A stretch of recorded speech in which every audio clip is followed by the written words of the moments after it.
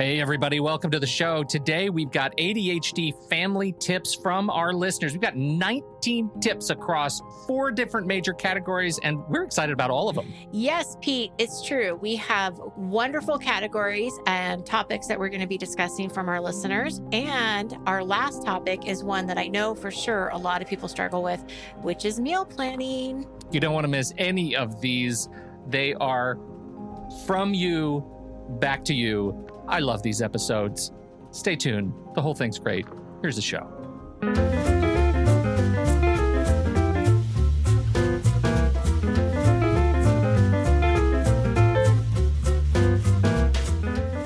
Welcome to episode 2 of season 23. Nikki Kinzer. We are today we're taking on listener tips. I love these listener tips episode. People responded. They did. In mass. Yes. So we're talking about ADHD and families, managing your family and I guess living with ADHD. We started with Dr. Michelle Frank talking about the Gottman method and couples work. And now we've got ADHD family tips. You want to talk a little bit more about this series? Yes. So as you said, we have family tips from our listeners today, which I'm really excited to talk about. We have an interview coming up with an ADHD mom. We also have somebody a little bit later coming in to talk about a book about mindfulness for teenagers, which I think will be fantastic. So yeah, it's great timing, I think, for us to emphasize on family and ADHD going into the school year, going into a new season. So yeah, I'm really looking forward to what we've got in the next few shows. So it's a big season, and episode 2 of season 23. We are going to talk all about these family tips in a minute. But before we do that, head over to takecontroladhd.com. You can get to know us a little bit better. Listen to the show there on the website, or subscribe to the mailing list. We'll send you an email each time a new episode is released. Connect with us on Twitter or Facebook at Take Control ADHD. And, we have this Patreon. If you've ever had the inkling that you like what we do, you like the subjects that we talk about, your life is somehow better in some small way, shape, or form as a result of something you've learned here, or the topics that we've talked about, or the guests that we've had on the show over the last 11 years, 10 years, 11 years, somewhere in there. We'll get the date right. Over 10 years. You should head over to patreon.com/the ADHD podcast and join the club. There are a couple of different tiers for you to join. And this season in particular, we're going to do another podcast. Why would we do that? I don't know why we would do that, but it's coming. It's so close. We have this goal that we've set for when we can, frankly, afford to do this, which is we just need a few more people who care about the show, who love the show, who want to join and subscribe to be a part of the show, and you'll start getting a patron-only podcast. It won't be in any of the podcast directories. It is Patreon only, and I think it's going to be called Pete Wright is Talking to Himself. And I like it. It's because as I'm planning for this show, the only thing I can think about is like all these things I want to talk about. It's really just me giving myself advice. I love it. And so that's the kind of show. These are the things that maybe I don't do, but in the spirit of do what I say and not what I do. I'm going to start saying, Pete Wright is talking about it and doing it. I'm going to document the things that I need to do in my own life. I love it. And we're going to talk about technology and tools and processes and tips. And it is really, designed to be very much a member-focused show. So you're going to hear voices of people that you see in the Discord community. We've got some lined up already. And so I'm very excited to start production of Pete's Talking to Himself. Nice. Patron-only ADHD podcast. Love it. I love it. It's so goofy. Visit patreon.com/the ADHD podcast to learn more. And this podcast will be going, what did we say? Is it going to all 3 tiers or just the top 2 tiers? Deluxe and Supreme. Top 2. I think it's going to everybody. Top 2, Mm-hmm. It's going to Deluxe and Supreme if you want this podcast. Mm-hmm. That's the skinny. Okay. Well, let's talk about tips.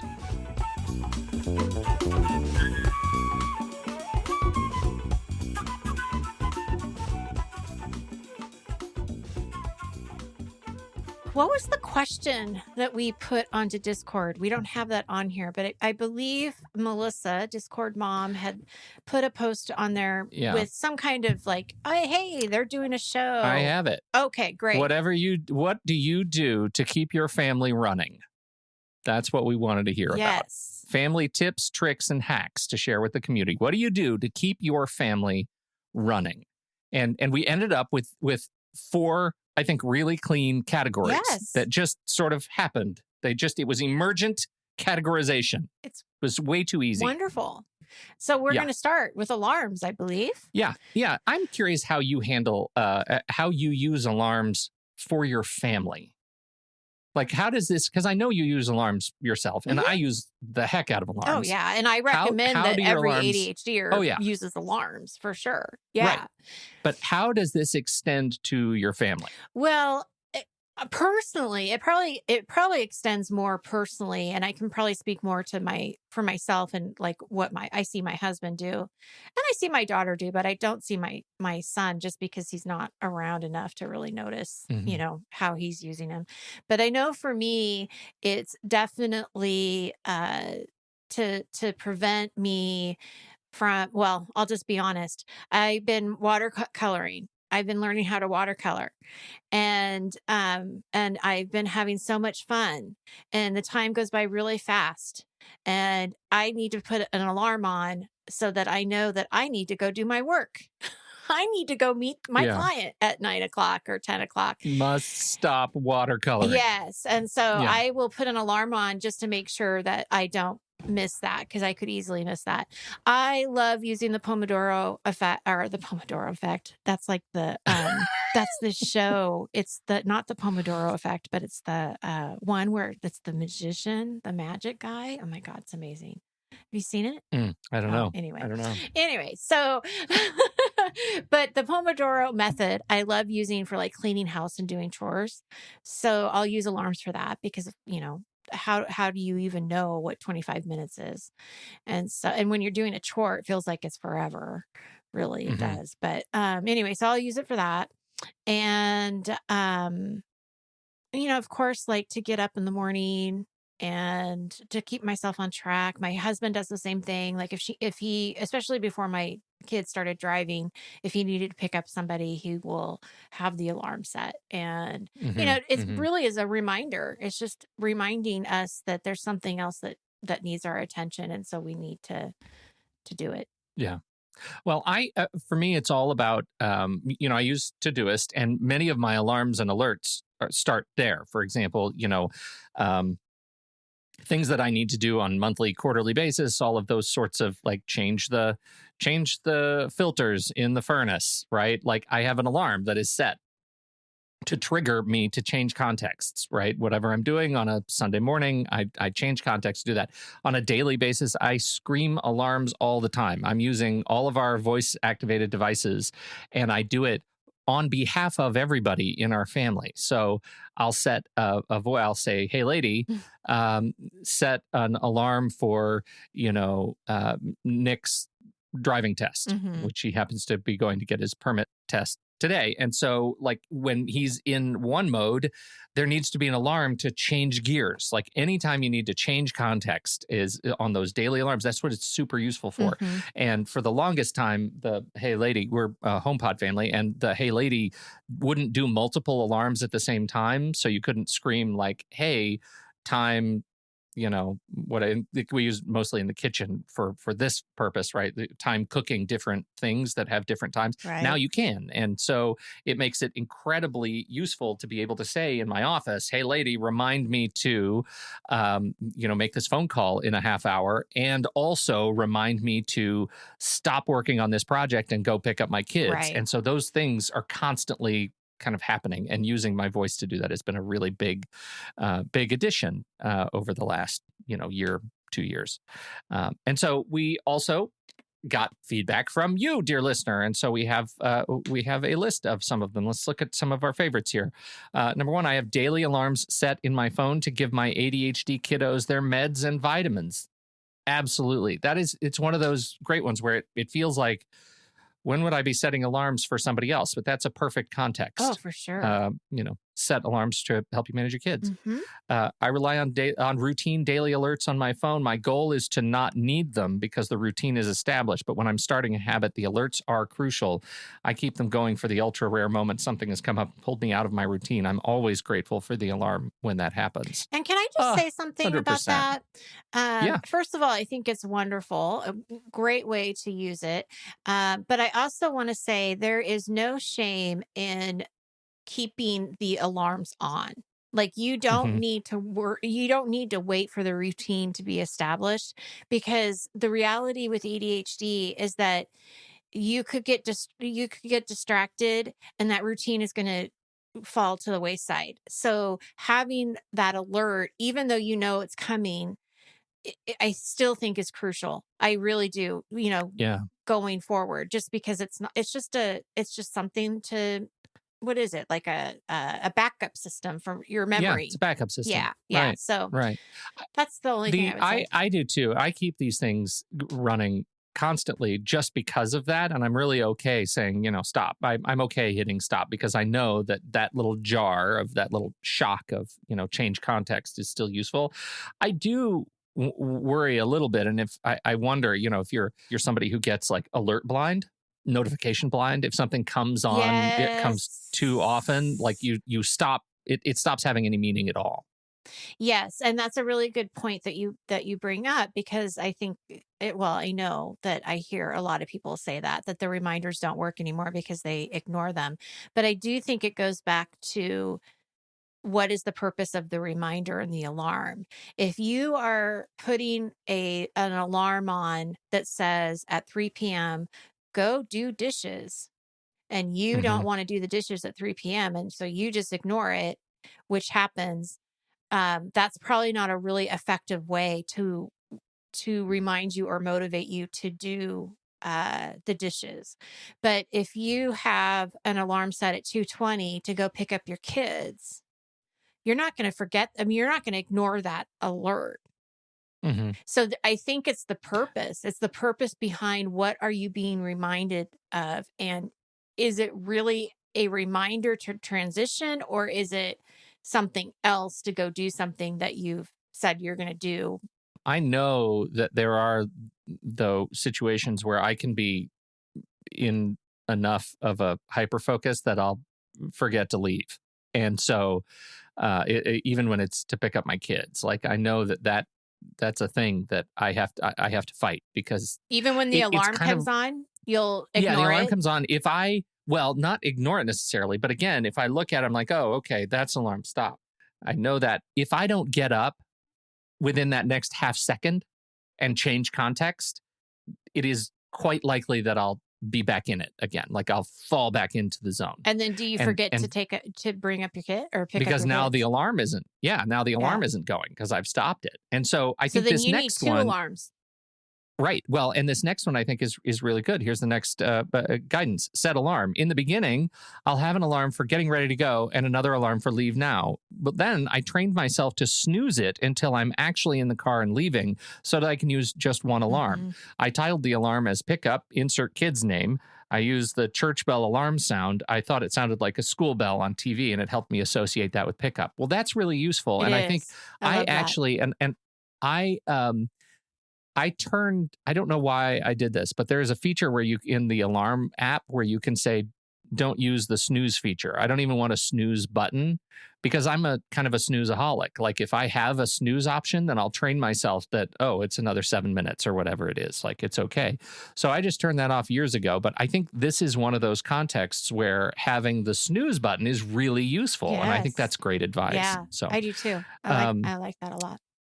here's one that is again about the voice assistants. This one begins with an A. We'll call her Anastasia so nobody's boxes get triggered here. Anastasia ended fighting about the grocery list. My partner tells her when he runs out of something. I don't forget what I was doing when he interrupts me, and I don't forget what he told me if I don't immediately stop to write it down. She is so much better at that job. Yes. So that's one of those really useful things, adding items Very. to the grocery list. Yeah, Very super useful. Love that. Which takes us to planning and routines, our next major category Hmm. of tips. Uh, planning and routines now, not just for yourself, but planning in and around your family. I am just so happy and thrilled that people contributed to this topic, right? Because Mhm. this is something that people that listen to the show and people that I work with really struggle with planning and routine. So it was really great to hear what other people are doing and how it works for them. So that's all I have to say. All Thank right. you, listeners. Yeah. Number one, my brain works best when I run through my day in order: coffee, exercise, get ready, pick up groceries, put them away, head to work. If I divert from the order, it's very obvious to me and quickly fixed. I just want to add, it's very, me too. I'm super, like, to the point where for a long time I ate food in a circle around my plate. Mm, Like if there were multiple like sides on a plate, I eat them in order. I don't do that anymore. I've managed to like enjoy multiple foods and tastes at the same time, but it was I had to be really rigorous about it. That I get broken if I have to do things out of order, and especially in my routines. Totally get that. yeah, that makes Uh, sense. I I follow a basic Fly Lady system, daily and weekly routines, because it is very ADHD friendly and forgiving. I attempted using it about 15 years ago, but I didn't understand how customizable it is and found it overwhelming. Once I figured out that you can tailor it to your life successfully, it was a good fit. What do you know about Fly Lady? I know nothing. Okay. So the only thing I know, I shouldn't say I know nothing. I know it's a website. I know that they can send you like daily emails, reminders, and it's like a structured system of do this then. Um but the Hmm. only thing I really know is that she has this like thought process around cleaning the sink or having a shiny sink. Like if you do anything, do that. Yeah. Um, Yep. so anyway, that's all I know about it. It's not, yeah, I don't know. I don't know if it's ADHD friendly, but this person's saying it is, and that apparently you can customize it. So that's fantastic. Yeah. If you go to flylady.net just get started. There's a getting started link in the top right. It's a funny little website. It hasn't been updated I mean, the content is updated, but the design hasn't been updated in a long time. So it feels like going back in time a little bit. It's like circa 1999. So you click on that, get started, and you get to, we're definitely a Fly Lady sink family. That sink trick is magical for us. The whole thinking behind it, I gather, and is that, if you clean and dry your sink every day, it actually becomes contagious to things around in your kitchen. And so our kitchen is notably more organized and cleaner, like picked up when we clean and dry out the sink, Oh right? Like man. it spreads. It's Okay. kind of I'm going amazing. to try it Yeah. because I don't have that philosophy in our house yet. And Yeah. we have a lot of dishes hanging around. Yeah. So I'm telling you, we started because once the sink is clean, like everything else looks so dirty. yeah, And I can so see that for sure because everything is then on the counter. yeah, So, right, yeah, right. You notice. And when you notice, that's the magic of it. When you notice, you are enabled to make change. right. But the trick is getting yourself to notice, and that's hard. So, Great. I hat tip to Fly Lady. That's a great one. Something else to check out. Totally. Do a weekly family planner meeting. Even though I hated this every week, it really helped the whole family. We would go lunch, normally McDonald's, on Sunday. Once we were done eating, I would pull out our planners. This was in 90s, 2000s, to plan out the week. Who had what, who needed a car, etc. The key was going to a place for lunch. It never worked if we did it at home. I could totally see that working. That's an interesting tip. It is. It's Yeah. a really interesting tip, and I can see why it wouldn't work at home. Yeah. Yeah, that's lovely. I think it's a great idea. Yeah. Bedtime means you are in your room and in bed, but it's okay to be awake still. We kind of had that in our house with our Yeah. kids. We do that. For me, it is definitely okay to be, because what are you going to do? Punish yourself if you're still awake? Yeah. The trick for me is that I need Oh, to I'm be. sorry. This is for everybody. This isn't just for children. See, I think of bedtime and I'm thinking, oh, our kids' bedtime. It's Yeah, okay if kids you're bedtime. just in your bed, but this is Yeah. also Absolutely for adults. Yeah. What am I Yeah, thinking? right. Well, and this is the thing we fight as adults, I think, which is the fight to be in bed and still working on something. Right, Right. right. Like you trick yourself by saying, "Well, I'm only on my, tablet or my phone," but you're still like maybe looking at email or doing that thing. So I am totally okay with being awake if you're in bed, as long as you're, getting ready to sleep or reading, relaxing, doing something that is not geared toward ending in sleep. Right, right. So, yeah. Okay, include the kids in family decisions. I like this one a lot. Like vacation, furniture, going out to eat, etc. Even though I'm single and have no children, I didn't realize how important this was until I was around other parents. It gives the kids ownership and they are more willing to go along with things. Totally get Yes. buy-in by bringing them in. Absolutely. And you can do this at a very young age. If you have more than a couple of errands to run, I get burned out and forget and just go to TJ Maxx for retail therapy. One of my favorite stores. Since I verbally process reviewing the list with him out loud makes it more solidly cemented in my mind and helps me remember when I am out and about. Even if I don't remember what's next, I do remember that there is a list. Yes. Mostly for me, figure out how you process. This is a great reminder that if you're, this is a person who knows they're a verbal processor. And I think there are still a lot of people who don't know how they best process information, which leads us to cleaning. I feel like we already talked about Fly Lady, but this is kind of a cleaning section. We've got some tips about cleaning. I have not just a launch pad by the door, but also launch pads near the stairs on each level where I put whatever needs to go up or down. So when I'm heading that way, I take it with me versus doing a million trips back and forth. I do the same thing. You're a launchpad person? Yeah, it's not necessarily like, oh, this is Paige's step or this is Jaden's step or whatever, but it's just anything that goes upstairs we'll put on the staircase, hoping that the person going upstairs will take it with them. It happens maybe 2 times out of 10 where they actually do it on their own. Yeah. Most of the time we have to say something and say, hey, can you grab this and take it up to your room? But what I like about it is it avoids doing the million trips back and forth. But because their bedrooms are upstairs and our living space is downstairs, if they've left stuff around, it's nice to put it on the staircase because it's just tidier. It's one little spot that I'm putting their clothes or whatever versus having it be all over the place. So that's why I do it, is just to kind of keep things in a little bit more tidier fashion. I don't think I've ever run across that concept of assigning somebody a stair. That is brilliant. And I think I need to start it immediately. Well, and it's although now I'm doing it where one of us is actually moving out. So that's right. Less useful. And it's not necessarily a stair, it's any stair. You don't label the stairs. No. It's any stair, but I do put them in Nikki's separate stair. piles. Keep your stuff off. Yeah. I do have little piles for each kid, and for husband too, because his office is up there. So Sure. All right. Plan Saturday morning for house cleaning or the weekend, but also give each child a cleaning job like a bathroom. So everyone is cleaning at the same time. I did this growing up, and Saturday morning was the time that we cleaned the house. And it is a great idea because it does get everything done before the weekend and, really starts. And so you really get to enjoy the weekend with a clean house or a tidier house. So I love this idea. I think it's great to do it all together. Me too.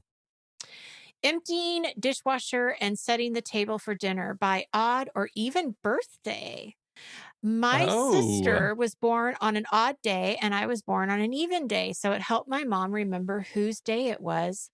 And we would remember. So that's so interesting. I've never heard of that before. So if you have to go back neither, and I forth, can't do it because both my kids were even days. So you'd have to find something else. But that's a really good, that's a good twist on that. So you don't forget. Because it's hard to remember Monday, Wednesday, and Friday, or Tuesday and Thursday, and you're flipping back and forth all the time.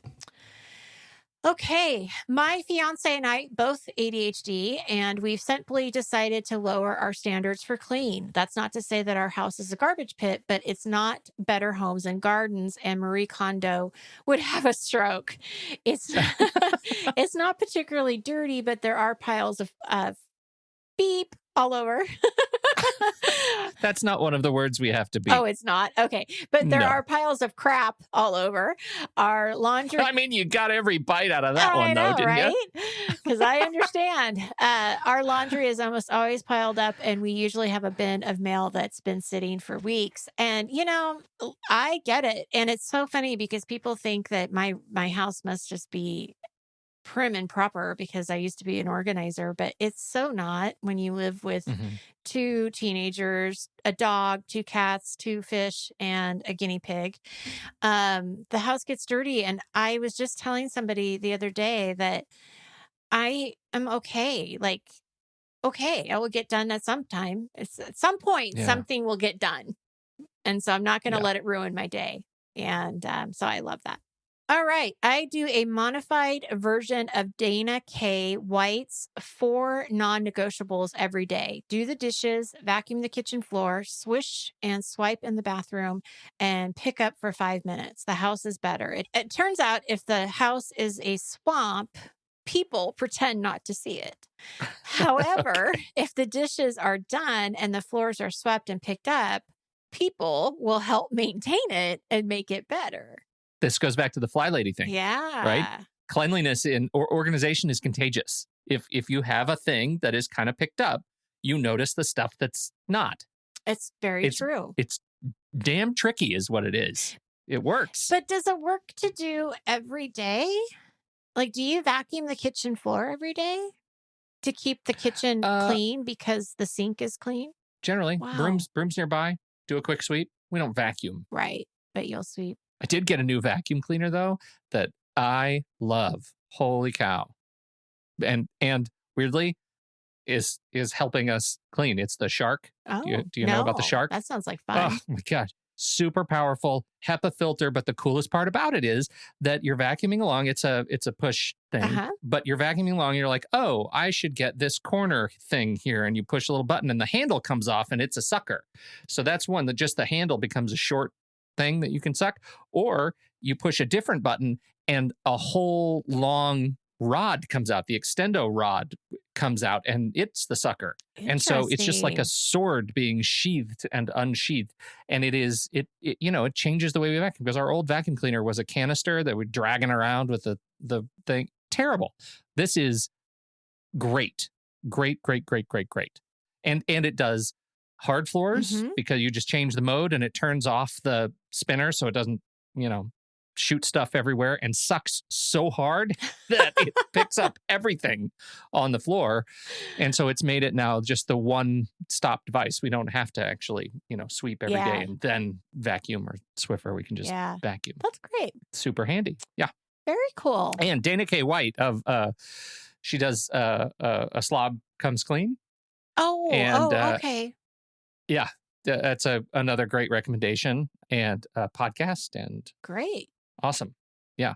All right. Keep that coming. Now we go on to meals. You want to go on to meals? Meals. Yeah. Wrap it up with meals. Another great set of recommendations. Meals are a perennial challenge. Just when I feel like we have a great routine for picking meals and doing all the shopping, something happens. Somebody has to do something and miss a meal, and don't eat that meal without me because it's my favorite. Or yes, we've had the same 5 meals week after week after week because we're in a rut. And so how to figure out how to get everybody on board with meal planning and excitement about eating is hard. It's so and hard. I'm speaking to myself. And because... to me too. To me too. Goodness. I really wish that we just didn't have to eat dinner. Yeah. Because if we just had breakfast and lunch, it'd be fine. Everybody would be happy. Yeah, but it's this dinner thing that just drives me nuts. Why is dinner so hard? I don't know, but it is. But we've got some ideas here. Here's our number one. I have a set day to pick up groceries, and I even use a pickup service so that I can reuse my typical skeleton list and edit as needed and avoid impulse purchases. Boy, if that's anything like a lesson learned from the pandemic. Right? Right? 100%. Totally agree. Yes. Yeah, that's been so useful, like getting a handle on the apps and the tools and technologies around grocery. It's made going into the grocery store crazy. Yes. Now, like you go in the grocery store and it's just all giant pick baskets in these aisles. That's kind of scary. It is. They're huge. I know. So, I can't believe how much money we've saved by doing that, and the convenience just in itself. Yeah. Huge. Yeah, that's great. I have a variety of packaged food for the kids to grab or microwave for themselves during the day. I also have bread, ham, sliced cheese, etc. if they want to make sandwiches. In other words, I don't really make sure they eat during the day, but there will be food when they are hungry. My only rules for them is not to eat 2 hours before dinner. The clock starts 2 hours before dinner. Yes. And you know what? We did do that with our children too. I remember it was before 4 o'clock. You have to eat. If you're going to eat anything, it has to be before 4 o'clock. Anything after 4 o'clock, nope. Or it would be like a fruit. Like if you're really that hungry, you can go eat a banana. Because then that felt like it was sort of an extension to dinner, But yeah, that's great. When the kids were really, really little, we had these rules for them learning to make their own lunch to go to school, which was there are just 4 categories: crunchy, veggie, fruity, protein. Crunchy, veggie, fruity, protein. As long as they could pick it, and that has stuck. Like they still, when they're in there making their own stuff, they still are thinking in terms of, what's fruity that I can eat right now? That's great. So funny how these little habits stick around, and they're like going off to college. Yes. They still think crunchy, veggie, fruity, protein. That's awesome. Last year, I got tired of prepping dinner for myself and began to have each of my kids pick a day of the week to help out. They kind of became my accountability partners. Amen to this. That has been huge, especially over the last year. We do exactly the same thing. We actually make our kids make a dinner for the family each night, and that was fantastic. The other thing I want to add to this is if you do any kind of meal delivery service like HelloFresh or Freshly or any of those, that's also a good thing to say, hey, one kid, one night, make this, because it does give you all of the instructions, all of the ingredients are already like measured pretty much. And so great way to incorporate that. Because my fiance and I are both ADHD, we each have tasks that, for whatever reason, we particularly hate, and make sure to divide and conquer those tasks. An example, I find grocery shopping, planning meals, and cooking to be absolutely overwhelming and stressful. On the other hand, he absolutely cannot stand the multi-step process of keeping the children clean and uncluttered. Your kitchen. You said children. I did say children. Is that funny? We need to make sure that those children are clean and keep the children, uncluttered. My point stands. They can't wear too many clothes or accessories. Right. We got to keep the kitchen clean and uncluttered. The solution to this is that I have entirely taken on the keeping of the kitchen, and he does literally all of the food shopping, planning, and cooking. I clean up after his kitchen messes, and he makes sure I'm not surviving on ramen and cheese cubes. Love that. Don't disparage ramen and cheese. I could live on ramen and cheese cubes. I don't think I could. Happy. I could be a happy. I would have to have a lot of water because there's so much sodium and there's a lot of salt. But it is good. I will admit it is good. So good. And that's it. But I just have to say one thing about this last one. It's such a great example of teamwork. And I think that that's a lot of what our theme is, during these podcasts, these shows that we're creating, is that teamwork, being able to, what am I good at? What do I not like so much? And if you guys can come with a compromise of, hey, I can do this, you can do that, let's work together, just makes the family and relationship and home, much easier place to maintain and be happy in. That's it. That's the list of tips. Thank you, everybody, for contributing. You are fantastic. And, you read a list like this and you think, community's got it on lock. They're doing fine. They don't need us. No, they're doing all right. You're doing fine, everybody. Thanks for hanging out. We sure appreciate you downloading and listening to this show. Thanks for your time and attention. Don't forget, if you have something to contribute with this conversation, you want to keep it going, keep sharing those tips over in the Show Talk channel in the Discord server. You can join us right there by becoming a supporting member at the deluxe level. On behalf of Nikki Kinzer, I'm Pete Wright, and we'll see you right back here next week on Taking Control, the ADHD podcast.